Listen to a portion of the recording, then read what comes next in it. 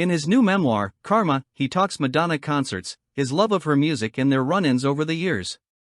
Every gay man loves Madonna and there's no one gayer than me, writes Boy George in his new book, Karma, My Autobiography. He adds, her fans always try to defend her when I make a joke or a jibe. They are mostly missing the point.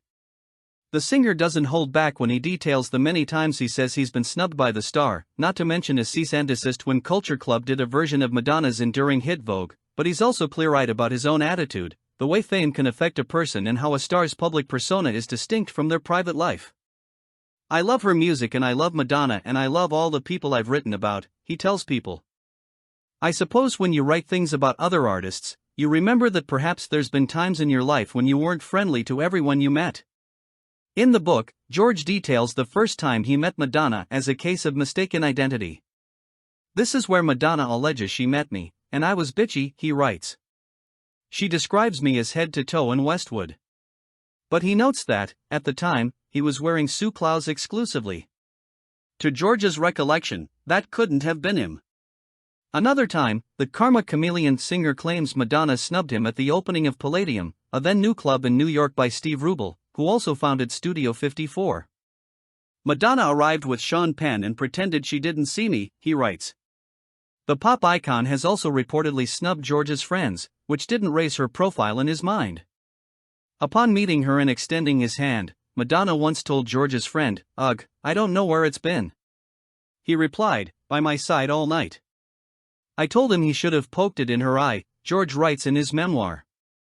But George doesn't hold back his appreciation of the Like a Prayer singers' music, despite their rocky past.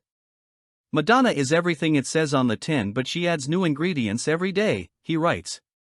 I know for a fact she's too full of herself to even mention me. She once said, "Boy George was mean to me in the 80s and he's still mean." To be fair, I haven't really been given the opportunity. He has been vocal about loving some of her records, and jokes that, not knowing anything about her, I would assume she'd have issue with the word some.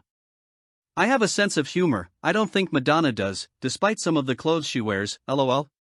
When asked about their interactions, George chalked a lot of it up to the difference between a star's public persona and how they act in private. Over the years, he said he's learned to be nice not only to his fans, but to himself. Not only is it easier to be nice as it's better for you, he says. I don't have those situations with the public anymore because I'm just always friendly. And nicer to myself. You are part of the process. At the end of the day, he says it comes down to the person behind the brand. I love all the drama of, the pop star behavior. I love to watch Madonna.